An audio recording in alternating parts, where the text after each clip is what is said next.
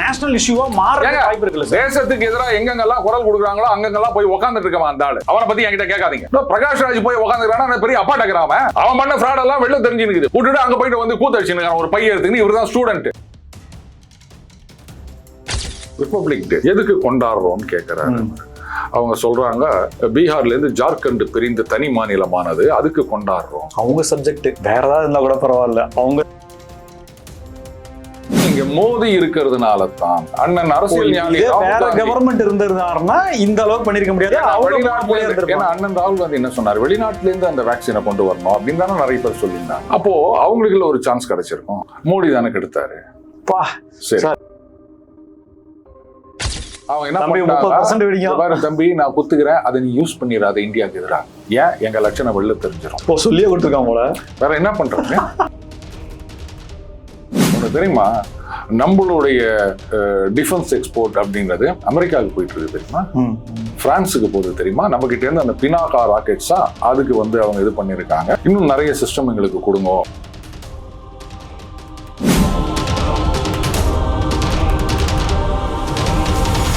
Spectrum Tamil நேயர்களுக்கு வணக்கம். நம்மோடு அரசியல் விமர்சகர் டெய்லி பஞ்சாரும் இருக்கிறார், பேசலாம் சார். வணக்கம். வணக்கம் ராம்ஸ். கோரிக்கை என்னவோ கொஸ்டின் பேப்பர் லீக் ஆயிடுச்சு, இந்து அதாவது நீட்டுக்கு தடை வேணுன்ற மாதிரி இருக்கு. ஆனா இது போற போக்கு என்னவோ பார்த்தா இந்து முஸ்லீம் அப்படின்ற மாதிரியான விஷயங்கள்ல போய் அப்படின்ற மாதிரி இருக்கு. மக்கள் ஆதரவு கார் வண்டியில பெட்ரோல் டேங்கினுடைய அந்த இதை ஓபன் பண்ணிட்டு உள்ள தீக்குச்சி பத்தி போடுறாங்க சார்.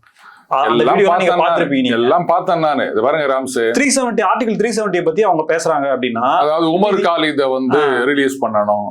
இதெல்லாம் என்னையா ஒரு சின்ன பொண்ணு பேசுது, நீட்டுக்கு ஃபுல் ஃபார்ம் என்னன்னா அது தெரியாது, ஆனா பிரதமர் பதவி விலகணும் அப்படின்னா. சரிமா, எந்த ஸ்கூல்ல படிக்கிற, என்ன சிலபஸ் சிபிஎஸ்இ ஃபுல் ஃபார்ம் என்னன்னா அதெல்லாம் தெரியாது. இப்ப பிரதமர் பினான்ஸ் மினிஸ்டர் பதவி விலகணும், கல்வி அமைச்சர் பதவி விலகணும் பொண்ணு சொல்லுதுன்னா, பினான்ஸ் மினிஸ்டர் மோகன் யாதவ் எஜுகேஷன் மினிஸ்டர் மோகன் யாதவ் பதவி விலக வேண்டும் அப்படின்னு ஒருத்தவங்க சொல்றாங்க. மோகன் யாதவா? அவர் எங்கேந்திரா வந்தாரு? யார் எஜுகேஷன் மினிஸ்டர் கூட தெரியல. இவங்களோட இந்த போராட்டத்தை பார்க்கும்போது எனக்கு ரொம்ப பயமா இருக்குது ராம்ஸ். இவங்க தான் வருங்கால தூண்கள்னு நம்ம சொல்லி நிற்கிறோம். ஆனா நம்ம எஜுகேஷன் சிஸ்டம் இப்படி ஒரு தற்குறிகளை தான் வளர்த்து வச்சிருக்குது. அதுல ஒரு ஸ்டூடெண்ட் என்ன படிக்கிறீங்கன்னு கேட்கறாங்க. எல்எல்பி அப்படின்றாங்க. எல்எல்பின்னா லாயருக்கு படிக்கிறது இல்லையா? அந்த ரிப்பப்ளிக் டே எதுக்கு கொண்டாடுறோம்னு கேட்கிறாரு. அவங்க சொல்றாங்க பீகார்ல இருந்து ஜார்க்கண்ட் பிரிந்து தனி மாநிலமானது, அதுக்கு கொண்டாடுறோம். அவங்க சப்ஜெக்ட் வேற ஏதாவது இருந்தா கூட பரவாயில்ல, அவங்க அதான் படிக்கிறாங்க. அதே மாதிரி இன்னொரு பெண் போராட்டத்துல வந்து அவங்க கிட்ட கேட்கறாங்க, இது மாதிரி என்டிஏ பண்றீங்க, அது பண்றீங்க, டெலிகிராம் பேன் பண்றீங்க அப்படின்னு. என்டிஏனா என்ன? அது என்டிஏனா என்னங்க? என்டிஏனா அவ்வளவுதான். இதுல பாத்தீங்கன்னா இன்னும் சில டுபாக்கூர்கள், நான் வந்து இத்தனை கொஸ்டின் அட்டன் பண்ணேன், வந்து எனக்கு இவ்வளவுதான் மார்க் வந்திருக்கு அப்படின்னு. வழக்கமா நம்மலாம் என்ன பண்ணோம், மார்க் கம்மியா வந்துச்சு அப்படின்னா, ஏய் என்னடா அப்படின்னா, அப்பா அந்த வாத்தியார் டியூஷன் நடத்துறாருப்பா, நான் இந்த டியூஷன்ல போறேன்ப்பா, அதனால மார்க் கம்மியா போட்டாருப்பா அப்படின்னுவோம். ஏன்னா அப்பெல்லாம் அந்த பேப்பரை வாங்கி கொடுத்தா கூட பையில வச்சுப்போம், பேப்பர் கொடுக்கலன்னு சொல்லிடுவோம். சரியா? இது ஒரு பக்கம். ஒவ்வொரு வருஷமும் இதையே சொல்ல முடியாது.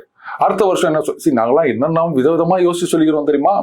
அடுத்த வருஷம் ஏதாவது சப்ஜெக்ட்லாம், அப்பா அது தமிழ் வாத்தியாருக்கும் எங்க கணக்கு வாத்தியாருக்கும் ஆவாதுப்பா, தமிழ் வாத்தியார் வந்து என் மேல ரொம்ப இதுவா இருக்காருப்பா, அதனால கணக்கு வாத்தியார் கரம் வச்சுன்னு எனக்கு மார்க் கம்மி பண்ணிட்டாருப்பா. இப்படி ஒவ்வொரு தடவை ஒவ்வொன்னு யோசிச்சு சொல்லுவோம்.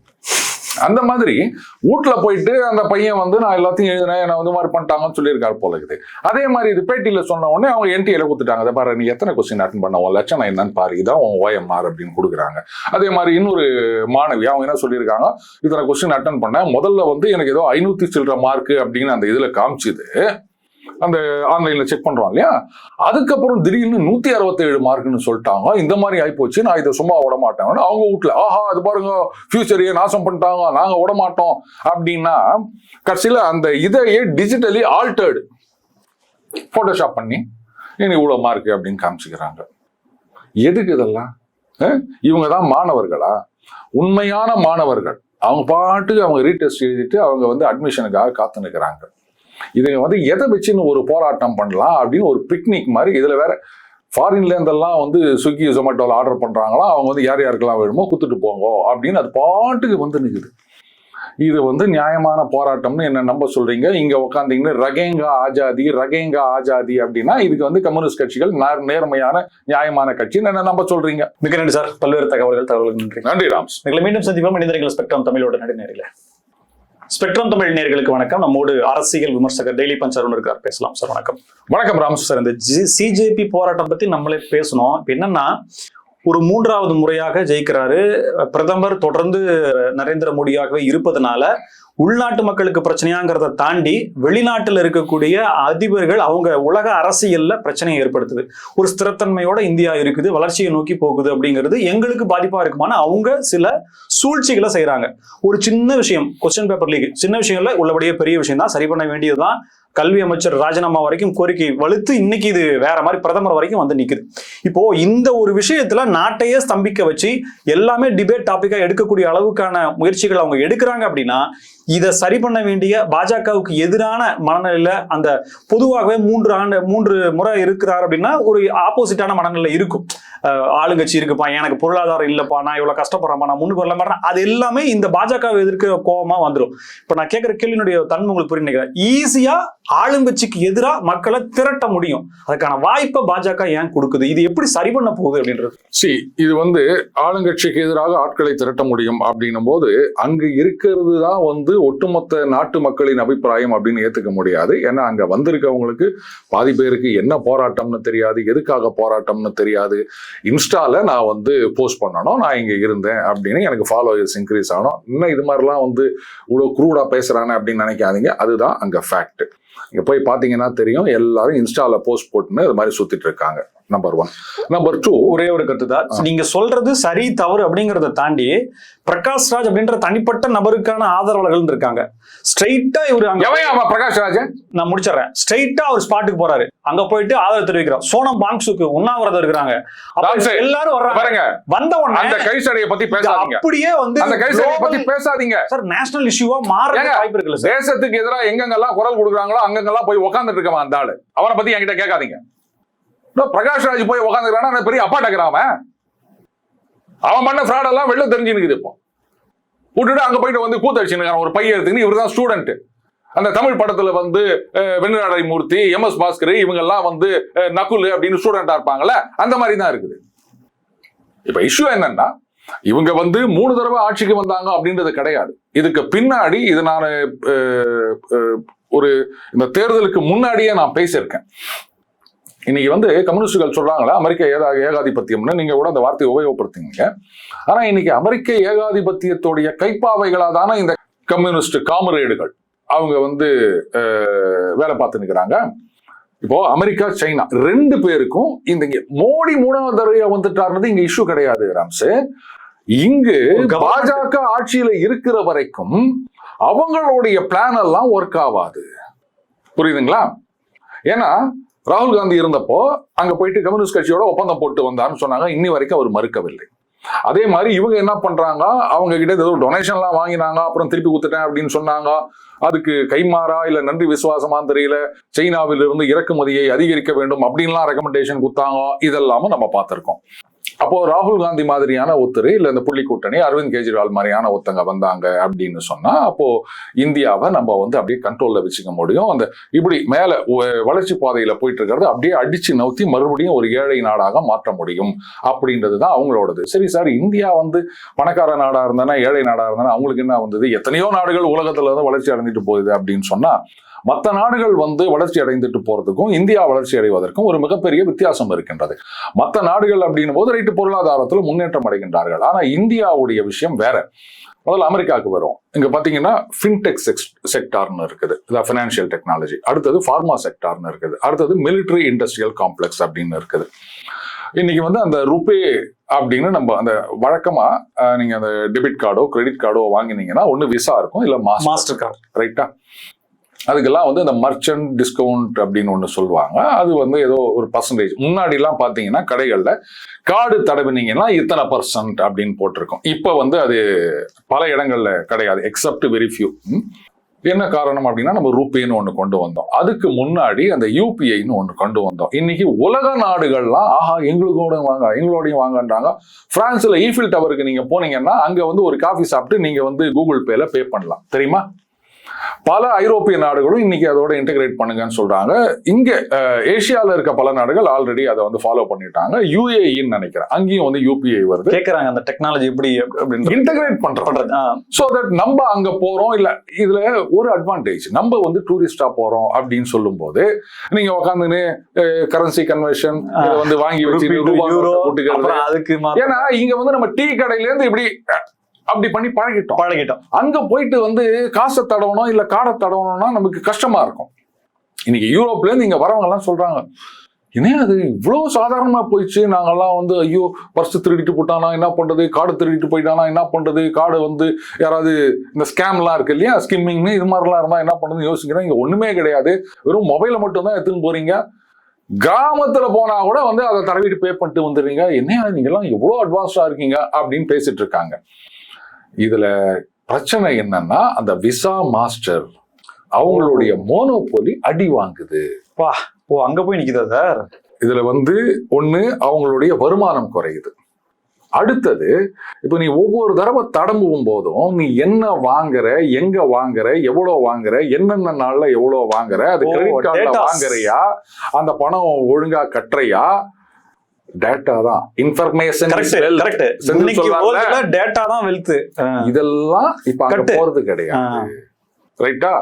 சரி, அடுத்தது நம்ம வந்து இந்த ஃபார்மா செக்டாருக்கு வரும். இப்ப ட்ரம்ப் என்ன சொல்லிக்கிறாரு, 2 வருஷம் அதுக்குள்ள நீங்க ஜெனரிக்லாம் வந்து இங்கேயே தயாரிக்கணும், இல்லைன்னா 2 வருஷம் கழிச்சு ஆகஸ்ட் 2028ல இருந்து 100% டாரிஃப், அடுத்த வருஷத்துல இருந்து 200% டாரிஃப் அப்படின்னு இருக்காரு. இல்ல பாருங்க, அமெரிக்கா வந்து ஒரு வருஷத்துக்கு கிட்டத்தட்ட $215 பில்லியன் மதிப்பிலான மருந்துகளை இறக்குமதி செய்கின்றோம். ஆனா நம்மளுடைய ஏற்றுமதின்றது எவ்வளவு தெரியுமா? இந்தியால இருந்து போற ஜெனரிக் அப்படின்றது ஹார்ட்லி $10 பில்லியன் கூட கிடையாது. 210ல 10 தான். 10 தான்.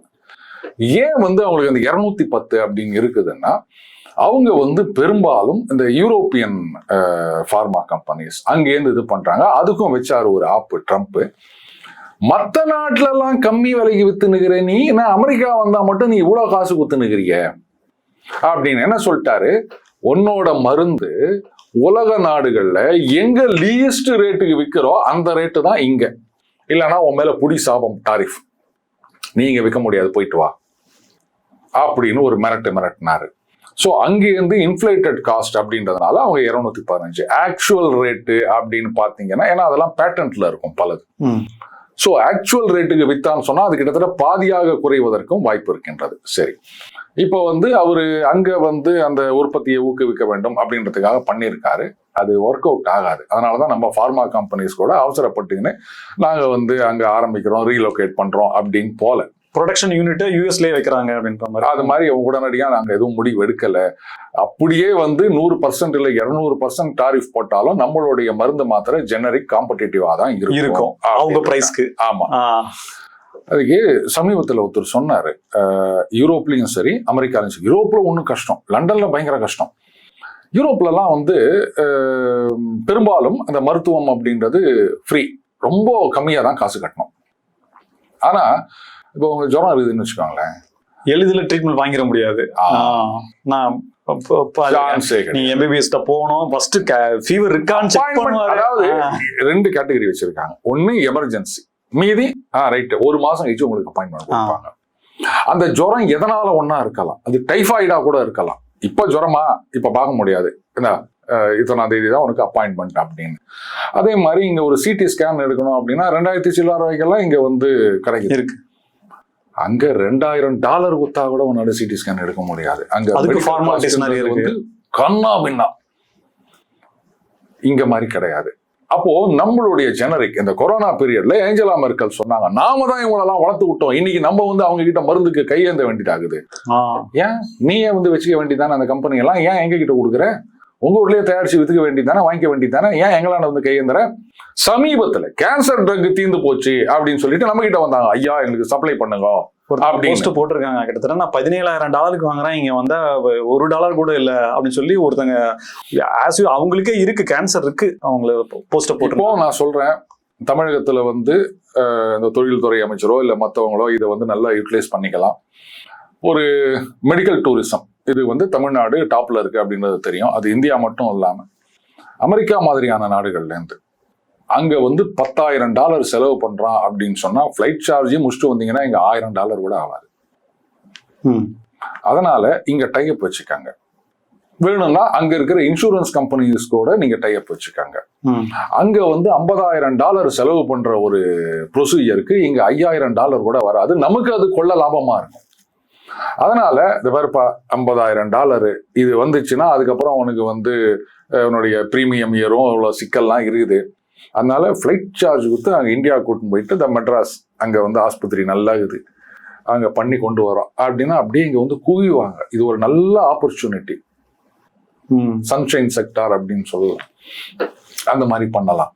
ஸோ இந்த ஃபார்மா செக்டார் அப்படின்றது இன்னைக்கு சொல்றாங்களா அங்கேயே மருந்து தயாரிங்க அப்படின்னு. நாம வந்து நம்மளுடைய இந்த ஃபார்மா எக்ஸ்போர்ட்ல அரௌண்ட் 37% நினைக்கிறேன் அமெரிக்காவுக்கு ஏற்றுமதி பண்றோம். ஆனா இல்ல 47 அமெரிக்காவுடைய ஜெனரிக்ல 47% நம்ம சப்ளை பண்றோம், ரைட்டா? ஆனா நமக்கு இந்த ஏபிஐன்னு சொல்லுவாங்க, ஆக்டிவ் பார்மசூட்டிக்கல் இன்கிரீடியன்ட் அப்படின்னு, இதெல்லாம் சீனா கிட்ட இருந்து வந்துருக்கு.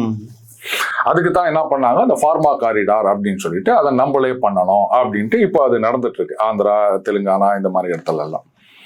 ஸோ இது அவங்களுக்கு அடுத்த அடி. இந்த கொரோனா பீரியட்ல இவனுங்க வந்து நம்ம வேக்சின் கண்டுபிடிக்காம இருந்திருந்தோம்னு சொன்னா அவங்க வச்சதுதான் சட்டம். நாம அதை தயாரிச்சதோட இல்லாம உலகத்துல ஏழை நாடு ஏழை நாடுகளுக்கு நம்ம இலவசமா கொடுத்தோம். அந்த நன்றி இன்னும் பல நாடுகள் போட்டு கையெடுத்து என்ன போச்சு. இனிமே ஏதாவது ஒரு வியாதி மருந்து பெரிய பெரிய மோனோபோலியை உடைச்சிருக்கோம் இல்லையா சார்? உலகத்துல இருக்கக்கூடிய பெரிய நெட்வொர்க். இந்த ஃபின்டெக் செக்டார் அப்படின்றத யூரோப்னால கூட பிரேக் பண்ண முடியல, நாம பண்ணிருக்கோம். அதே மாதிரி இந்த ஃபார்மா செக்டார் யோசிச்சு பாருங்க, அங்கெல்லாம் வந்து அந்த வேக்சின் இல்லைன்னா எவ்வளவு மரணங்கள் நடந்திருக்கும். எல்லாத்தையும் நம்ம தானே தடுத்தோம். அவங்க என்ன பண்ணிருப்பானுங்க, கொடுத்துட்டு கடனுக்கு எழுதி வாங்கிட்டு அதுக்கு பதிலாக எனக்கு வந்து அங்க எனக்கு வேலை பார்க்கறத கூட இல்ல வந்து உங்ககிட்ட இருக்க க்ரூட் ஆயில கூட அப்படின்னு இது பண்ணிருப்பானுங்க. அது அடி வாங்குச்சா? அது மட்டும் இல்லாம நம்ம கிட்ட இருந்து வந்ததுனால அவங்களால கொள்ள லாபம் அடிக்க முடியல. உண்மையான ரேட்டு தான், ரைட்டா? நீ இல்லைன்னா போடா, நாங்க அங்கேருந்து வாங்கிக்கிறோம்டா அப்படின்னு வாங்க. அதனாலையும் அவங்களுக்கு ஒரு பெரிய அடி. சோ அவங்களுக்கு நம்மளை கண்டா ஆகல. காரணம் என்னன்னா இங்க மோதி இருக்கிறதுனால தான். அண்ணன் அரசியல் ஞானி வேற கவர்மெண்ட் இருந்திருந்தாருன்னா இந்த அளவுக்கு பண்ணிருக்க முடியாது. ஏன்னா அண்ணன் ராகுல் காந்தி என்ன சொன்னார், வெளிநாட்டுல இருந்து அந்த வேக்சினை கொண்டு வரணும் அப்படின்னு தானே நிறைய பேர் சொல்லியிருந்தாங்க. அப்போ அவங்களுக்கு ஒரு சான்ஸ் கிடைச்சிருக்கும். மோடி தானே கெடுத்தாரு. திரைப்படம் மாதிரி இருக்கு சார் இது. அடுத்தது மிலிட்டரி இண்டஸ்ட்ரியல் காம்ப்ளெக்ஸ். ஒரு காலத்துல ஆயுதம் சப்ளை அப்படின்னு சொன்னா இந்த பக்கம் அமெரிக்கா, அந்த பக்கம் சோவியத் ரஷ்யா, இது ரெண்டு தான். அப்புறம் சோவியத் ரஷ்யா உடைஞ்சு ரஷ்யாவானது. அதுக்கப்புறம் வந்து பாத்தீங்கன்னா ஒரு சில நாடுகளுக்கு மட்டும்தான் அவங்க ஆர்ம்ஸ் எக்ஸ்போர்ட் அப்படின்றது பெரிய அளவுல கிடையாது. அமெரிக்காவுடைய மோனோபொலி ஆகிவிட்டது. சீனா நடுவில் வந்தாங்க. பட் அவங்களுடைய சரக்கு என்ன அப்படின்றது ஆபரேஷன் சிந்தூர்ல வெட்ட வெளிச்சம் ஆயிடுச்சு. அவங்களுடைய ஏர் டிஃபென்ஸ் சிஸ்டம்லாம் அப்படின்றது வந்து நம்ம அந்த தீபாவளிக்கு ஒரு ராக்கெட்டை விட கேவலமா இருக்குது. ஓலப்பட்டாஸ் மாதிரி தான். அவங்க என்ன பண்ணுவாங்க, தம்பி நான் குத்துக்கிறேன், அதை நீ யூஸ் பண்ணிடாத இந்தியாவுக்கு எதிராக. ஏன்? எங்க லட்சணம் வெளில தெரிஞ்சிடும். சொல்லியே கொடுத்துருக்காங்க போல. வேற என்ன பண்றாங்க? இப்ப இந்த ஈரான்லயும் அடி வாங்கியிருக்கு அந்த HQ-9 என்னவோ அந்த ஏர் டிஃபென்ஸ். ஒன்னத்துக்கும் லாய்க்கு இல்லை இது, ரைட்டா? இப்போ அமெரிக்கா தான் வந்து கிட்டத்தட்ட ஒரு மோனோபோலியா இருந்தது. உலகம் முழுக்க அவங்க தான் பல நாடுகளுக்கு சப்ளை பண்ணிட்டு இருந்தாங்க. இப்ப நாம ஒண்ணு தெரியுமா, நம்மளுடைய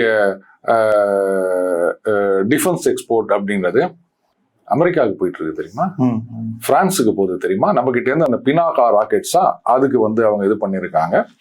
இன்னும் நிறைய சிஸ்டம் எங்களுக்கு கொடுங்க அப்படின்னு சொல்லியிருக்காங்க. அதுக்கப்புறம் ஆகாஷா சவுதி கேட்டுட்டு இருக்கேன் சார். என்ன மேம்படுத்தப்பட்டது பிரம்மோஸ், ஆகாஷ் எல்லாமே அவங்க கேட்டிருக்காங்க. அந்த AESA அப்படின்னு சொல்லுவாங்க ஒரு ரேடார், அது வந்து நம்ம டெவலப் பண்ணிட்டு இருக்கோம். அடுத்தது அந்த ஸ்டெல்த் ஃபைட்டர் F-35, அது வந்து வாங்கிக்கோ அப்படின்றாங்க. பட் அவங்களுக்கே சில டவுட் இருக்கு. என்னன்னு கேட்டா, இது F-35 இந்த பக்கம் air defence system S-400 S-500. ஆமா, ரெண்டுத்தையும் ஒரே நாடு வச்சுக்கிச்சின்னு சொன்னா அப்போ ரெண்டுத்துடைய அந்த இது தெரிஞ்சிடும் இல்லையா? இல்ல அப்போ இதனுடைய ரகசியம் எல்லாம் இங்க தெரிஞ்சிடும் இல்லையா? அதனால இது வேலைக்காவாது, ஏற்கனவே வந்து இது சரிப்பட்டு வராது, எங்க திருவாண்டத்துல வந்து ரொம்ப நாளா நின்றுந்தது, காயிலாங்கடைக்கு எங்களுக்கு கான்ட்ராக்ட் கொடுங்க எல்லாம் நிறைய பேர் மீம்ஸ் போட்டு இருந்தாங்க. இந்த பிரம்மோஸ் வந்து UAE இப்ப அவங்க எல்லாம் கேக்குறாங்கன்னு சொன்னா இது அமெரிக்காவுக்கு டைரக்ட் காம்படிஷன். அத வந்து உன்னால இது பண்ண முடியாது. சீப்பர் தான் சீப்பர் சார். US ஒரு மிசைல் 10 வாங்கிடலாம் பிரம்மோஸ். அப்போ அவங்களுடைய மிலிட்டரி இண்டஸ்ட்ரியல் காம்ப்ளெக்ஸ் இது வந்து லாபம் மட்டும் கிடையாது, கேம்பெயின் ஃபண்டிங். நாளைக்கு ஒருத்தர் எலெக்ஷன்ல நிக்கிறாரு அப்படின்னு சொன்னா இந்த ஆயில் செக்டார், அதுக்கப்புறம் மிலிட்டரி இண்டஸ்ட்ரியல் காம்ப்ளெக்ஸ், இவங்க தான் வந்து பிக்கெஸ்ட் டோனர்ஸ்.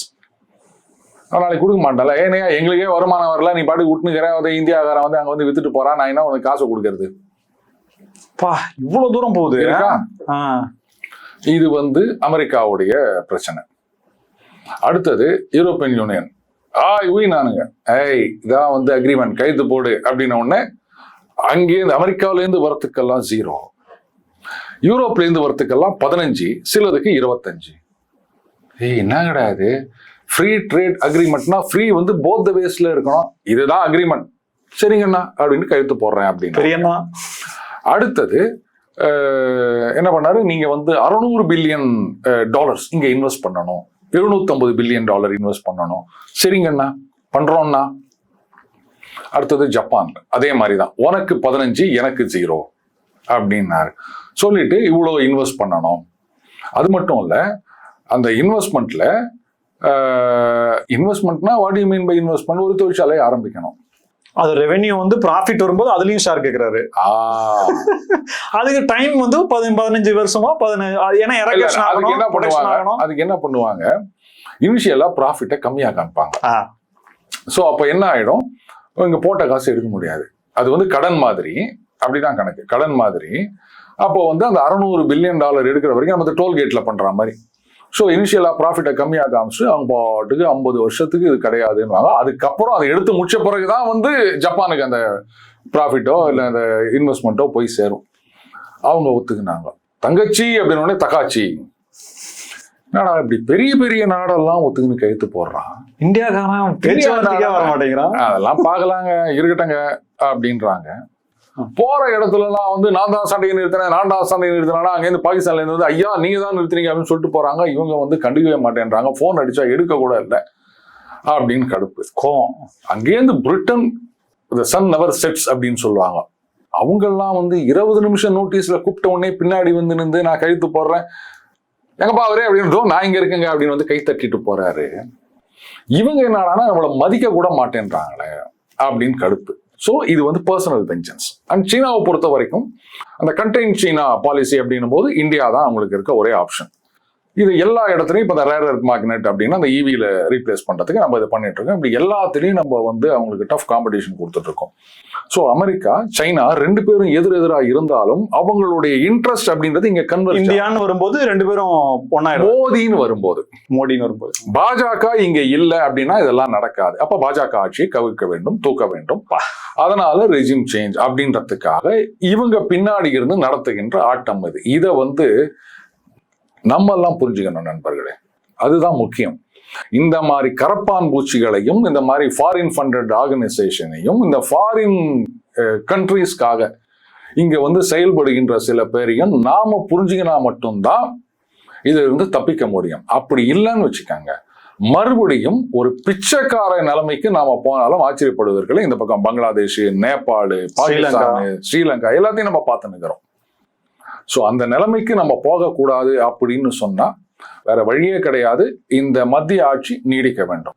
இது போயிடுச்சுன்னு சொன்னா அதுக்கப்புறம் அந்த ஆண்டவனால கூட இந்த நாட்டை காப்பாற்ற முடியாது. மிக்க நன்றி சார், பல்வேறு தகவல்களுக்கு நன்றி. நன்றி ராம்ஸ். மீண்டும் சந்திப்போம். மனிதர்கள் ஸ்பெக்ட்ரம் தமிழோட நன்றி நேயர்களே.